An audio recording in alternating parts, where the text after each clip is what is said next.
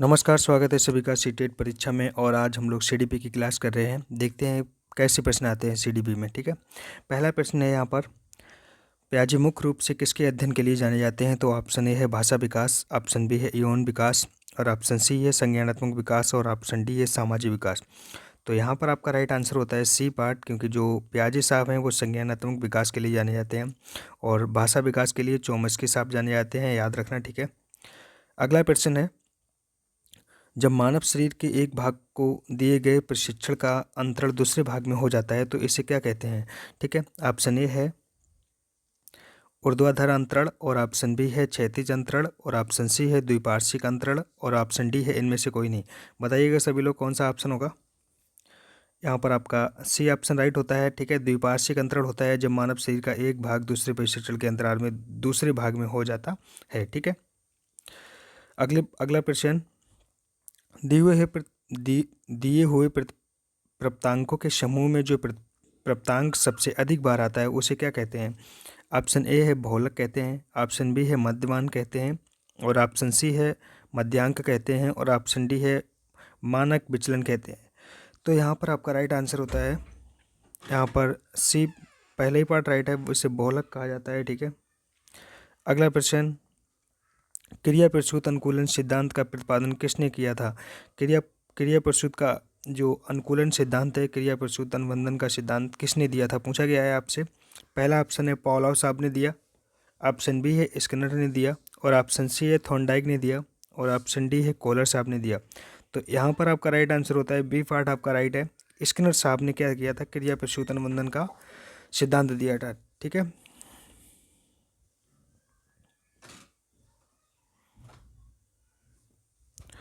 अगला प्रश्न, Albert Bandura निम्न में से किस सिद्धांत से संबंधित हैं? ऑप्शन ए है सामाजिक अधिगम सिद्धांत, और ऑप्शन बी है व्यवहारात्मक सिद्धांत, और ऑप्शन सी है विकास का संज्ञानात्मक सिद्धांत, और ऑप्शन डी है विकास का मनोसामाजिक सिद्धांत। यहाँ पर आपका राइट आंसर होता है अल्बर्ट बंडूरा साहब जो थे सामाजिक अधिगम सिद्धांत उन्होंने दिया था। ठीक है, अल्बर्ट बंडूरा ने।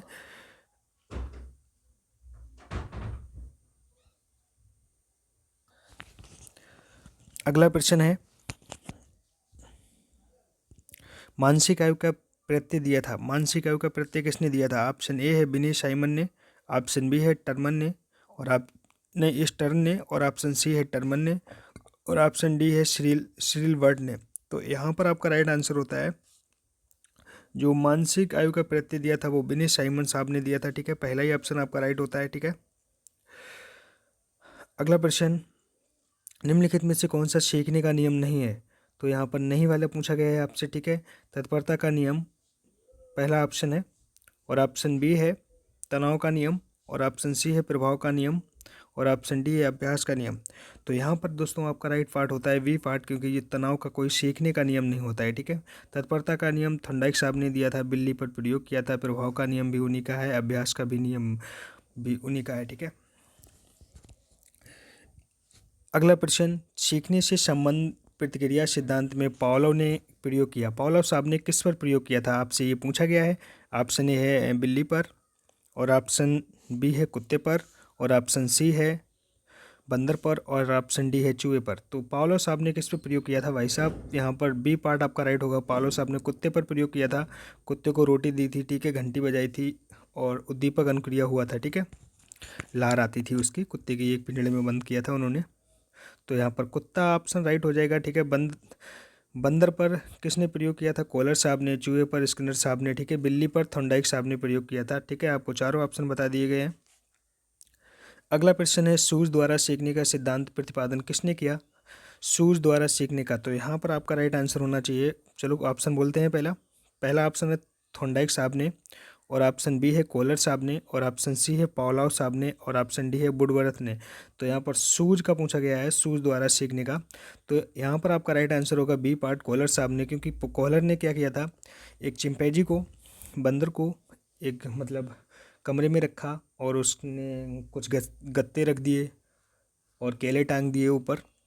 तो अचानक से उस बंदर को सूझ आई, उसने गत्ते के ऊपर गत्ता रखा और उस पर चढ़ गया और केले पा लिए। ठीक है, अगला प्रश्न, कार्य को आरंभ करने, जारी रखने और नियमित करने की प्रक्रिया है। ऑप्शन ए है प्रेरणा, और ऑप्शन बी है संवेदना, और ऑप्शन सी है सीखना, और ऑप्शन डी है प्रत्यक्षीकरण। तो यहाँ पर आपका राइट आंसर होता है पहला ही ऑप्शन राइट है, क्योंकि किसी इंसान के अंदर प्रेरणा आ जाए ना तो वो कार्य लगातार जारी रहता है, करता रहता है। ठीक है, अगर आप लोग भी सीटेट की और ईपीटेट की तैयारी कर रहे हो, अगर आपके अंदर प्रेरणा नहीं है तो फिर पढ़ने में मन नहीं लगता। ये प्रेरणा बहुत ज़रूरी चीज़ है। ठीक है, ये अंदर से आती है ना कि बाहर से। अगला प्रश्न है विस्मृति कम करने का उपाय है। ऑप्शन ए है सीखने में कमी, और ऑप्शन बी है सीखने की त्रुटिपूर्ण विधि, और ऑप्शन सी है पाठ की पुनरावृत्ति, और ऑप्शन डी स्मरण करने में कम ध्यान देना। तो यहाँ पर आपका राइट आंसर होता है पाठ की पुनरावृत्ति। विस्मृति कम करने का उपाय है, मतलब किसी काम को भूल काफ़ी दिनों तक आप भूलो ना तो उसको क्या करेंगे, पाठ की पुनरावृत्ति करेंगे। ठीक है, किसी पाठ को आप पढ़ते हैं और उसको चाहते हैं आप भूले ना, तो पाठ की दोबारा से पुनरावृत्ति करेंगे। ठीक है, अगला प्रश्न है क्रोध व भय प्रकार है। क्रोध और भय क्या होते हैं? ठीक है, ऑप्शन ए है अभिप्रेरणा के, और ऑप्शन बी है संवेग के, ऑप्शन सी है परिकल्पना के, और ऑप्शन डी है मूल प्रवृत्ति के। तो यहाँ पर आपका राइट आंसर होता है, यहाँ पर बी पार्ट आपका राइट है, क्योंकि जो संवेग होते हैं क्रोध, भय, प्रेम, स्नेह, ठीक है, ये क्या है, संवेग है। ठीक है, अगला प्रश्न, दूसरे व्यक्ति के बाह्य व्यवहार की नकल करना क्या कहलाता है? ऑप्शन ए सीखना कहलाता है, ऑप्शन बी अनुकरण कहलाता है, और ऑप्शन सी है कल्पना कहलाता है, ऑप्शन डी चिंतन कहलाता है। तो किसी दूसरे के व्यवहार को आप लोग क्या करेंगे, नकल करेंगे, तो उसको क्या कहते हैं, अनुकरण कहते हैं। ठीक है, आपने अनुकरण किया, ठीक है, उसको देख देख के सीखा, अनुकरण करना। यहाँ पर आपका बी ऑप्शन राइट होता है। ठीक है, चलते हैं अगले क्वेश्चन की तरफ। अगला क्वेश्चन है यदि पूर्व ज्ञान व अनुभव नए प्रकार से के सीखने में सहायता करते हैं तो उसे क्या कहते हैं? ऑप्शन ए है नकारात्मक प्रशिक्षण स्थानांतरण, और ऑप्शन बी है सकारात्मक प्रशिक्षण स्थानांतरण, और ऑप्शन सी है प्रशिक्षण स्थानांतरण, और ऑप्शन डी है सीखना। तो यहाँ पर आपका राइट आंसर होता है दोस्तों बी पार्ट, सकारात्मक प्रशिक्षण स्थानांतरण होगा। यदि पूर्व ज्ञान का अनुभव नए प्रकार के सीखने में सहायता करता है तो वो सकारात्मक होगा। ठीक है, यहाँ पर आपका बी ऑप्शन राइट होता है। अगला प्रश्न, सीखी हुई बात को स्मरण करने या पुनः स्मरण करने की असफलता को क्या कहते हैं?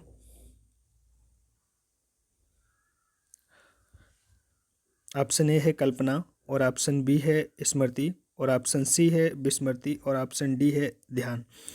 तो यहाँ पर आपका राइट आंसर होता है दोस्तों, यहाँ पर आपका सी ऑप्शन राइट है विस्मृति। सीखी हुई बात को स्मरण करने और पुनः स्मरण करने की असफलता को क्या कहते हैं? विस्मृति, मतलब भूल जाना। ठीक है, स्मृति मीन्स होता है मेमोरी, अपने आप को कैच करना। ठीक है, अगर आपको वीडियो अच्छी लग रही है तो वीडियो को लाइक कर दें, और चैनल पे नए हैं तो सब्सक्राइब कर लेना, जिससे आगे की वीडियो ऐसी मिलती रहे दोस्तों। ठीक है, अगला प्रश्न है टर्मन के अनुसार 90 और 100 के बीच बुद्धि लब्धि का बालक माना जाता है। ठीक है, तो ऑप्शन ए है मंद बुद्धि का, और ऑप्शन बी है सामान्य बुद्धि का, ऑप्शन सी है श्रेष्ठ बुद्धि, और ऑप्शन डी है क्षीण बुद्धि। तो यहाँ पर आपका राइट आंसर होता है दोस्तों, यहाँ पर आपका बी पार्ट राइट है, क्योंकि ये सामान्य बुद्धि के अंदर आते हैं। ठीक है, प्रतिभाशाली 140 से ऊपर बुद्धि होती है उनको प्रतिभाशाली वाला बोलते हैं। ठीक है, तो यहाँ से क्वेश्चन हर साल बनता ही बनता है। ठीक है, आप लोग याद रखना। अगला प्रश्न, हॉल का सिद्धांत निम्न में से किसकी व्याख्या करता है? ऑप्शन ए बुद्धि की प्रकृति का, और ऑप्शन बी है अधिगम्य अभिप्रेरणा की भूमिका का, और ऑप्शन सी है मूल्यों का विकास का, और ऑप्शन डी है किशोरों का मनोवैज्ञानिक। तो यहाँ पर दोस्तों आपका राइट आंसर होता है यहाँ पर आपका डी पार्ट राइट है, किशोरों का मनोवैज्ञानिक। हॉल का सिद्धांत यही व्याख्या करता है। ठीक है, किशोरों का मनोवैज्ञानिक सिद्धांत। ठीक है, अगला प्रश्न, मान व्यक्तित्व में मानव लैंगिक विकास को निम्न में किसके महत्व दिया था, किसने महत्व दिया था, ये आपसे पूछा गया है। ऑप्शन है कमेनियस, और ऑप्शन बी है हॉल साहब ने, और ऑप्शन सी है होलिंगवर्ड ने, और ऑप्शन डी है फ्राइड साहब ने। तो यहाँ पर दोस्तों आपका राइट आंसर होना चाहिए व्यक्तिगत जो परीक्षण था वो किसने किया था? फ्राइड साहब ने। ठीक है, अगला प्रश्न, मनोवैज्ञानिक की प्रथम प्रयोगशाला को किसने स्थापित किया था? ठीक है, मनोवैज्ञानिक की जो प्रथम प्रयोगशाला थी वो किसने स्थापित की थी? ऑप्शन ए है डब्ल्यू वुंट ने, और ऑप्शन बी है सिगमंड फ्राइड ने, और ऑप्शन सी है पावलोव साहब ने, ऑप्शन डी है वाटसन साहब ने। तो यहाँ पर आपका राइट आंसर होना चाहिए पहला ही ऑप्शन राइट है, क्योंकि डब्ल्यू वुंट साहब ने विज्ञान की प्रथम प्रयोगशाला का क्या कहा था, स्थापना की थी। पहला ऑप्शन आपका राइट है। अगला क्वेश्चन है, गेस्टाल्ट मनोवैज्ञानिक की आधारशिला किसने रखी? गेस्टाल्टवाद जो मनोवैज्ञानिक है वो किसने कहा जाता है, आपको बताना है।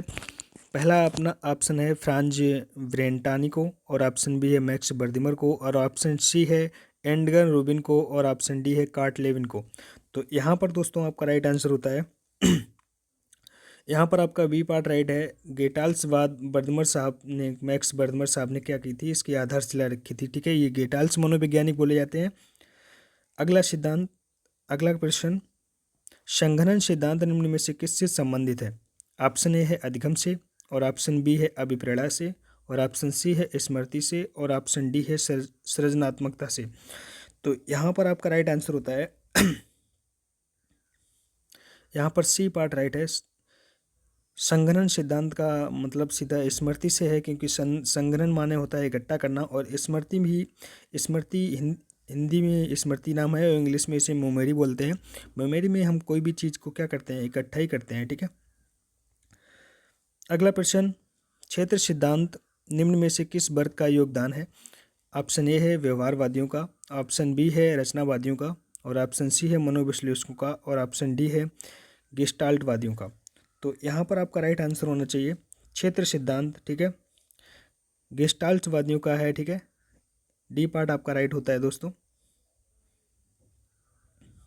अगला प्रश्न है, भाटिया बैटरी का प्रयोग निम्न में से किसके मापन हेतु किया जाता है? ऑप्शन ए है व्यक्तिगत मापन, भाटिया बैटरी का उपयोग करते हैं, ऑप्शन बी है रुचि के लिए, और ऑप्शन सी है बुद्धि के लिए, और ऑप्शन डी है अभिक्षमता के लिए। तो यहाँ पर आपका राइट आंसर होता है दोस्तों, यहाँ पर सी पार्ट आपका राइट है, क्योंकि बुद्धि, भाटिया बैटरी परीक्षण होता है बुद्धि मापने के लिए। ठीक है,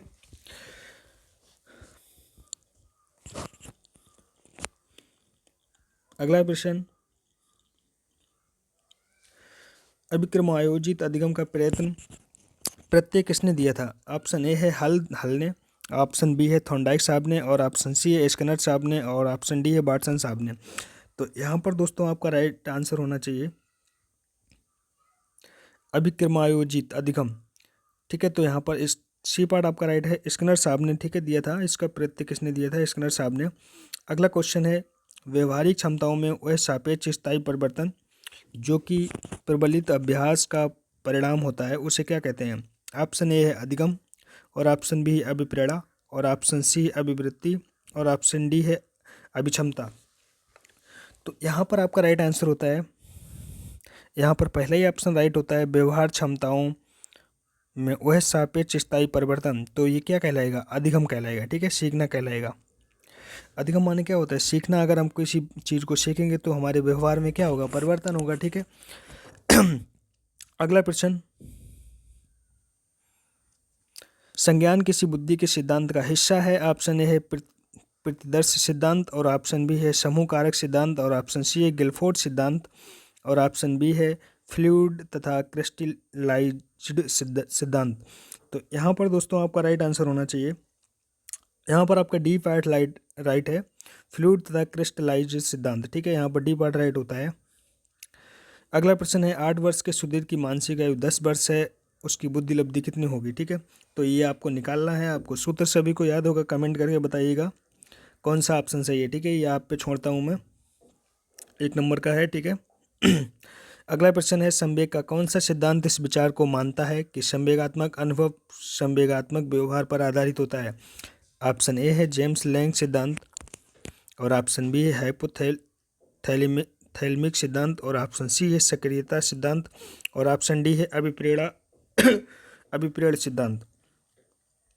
तो यहाँ पर आपका राइट आंसर होना चाहिए, पहला ही ऑप्शन राइट है यहाँ पर, जेम्स लैंग सिद्धांत। ठीक है, संवेग का, ठीक है, इससे संबंध होता है जेम्स लैंग। ठीक है, अगला प्रश्न, किसी इच्छा या आवश्यकता में रुकावट पड़ने पर उससे तनाव होने वाला संवेगिक तनाव कहलाता है? ऑप्शन ए है द्वंद, और ऑप्शन बी है कुंठा, और ऑप्शन सी है चिंता, और ऑप्शन डी है तनाव। तो दोस्तों यहाँ पर आपका राइट आंसर होना चाहिए, यहाँ पर आपका सी पार्ट राइट है, चिंता। ठीक है, सी पार्ट राइट है, चिंता, चिंता कहलाता है। अगला प्रश्न है, कोहलरबर्ग का सिद्धांत निम्न में से किस विकास को संबंधित है? ऑप्शन ए है भाषा विकास, ऑप्शन बी है सामाजिक विकास, और ऑप्शन सी है नैतिक विकास, और ऑप्शन डी है शारीरिक विकास। तो यहाँ पर आपका राइट आंसर होता है, कोहलर साहब किसके लिए जाने जाते हैं? नैतिक विकास के लिए जाने जाते हैं। ठीक है, यहाँ पर सी ऑप्शन राइट है। भाषा विकास के लिए चौमस्की साहब आ जाएंगे। ठीक है, अगर वीडियो अच्छी लगे तो लाइक कर देना, चैनल पर नए हो तो भाई लोग सब्सक्राइब कर लो, क्योंकि आपको ऐसी ही वीडियो मिलती रहेंगी और अच्छी अच्छी। धन्यवाद दोस्तों।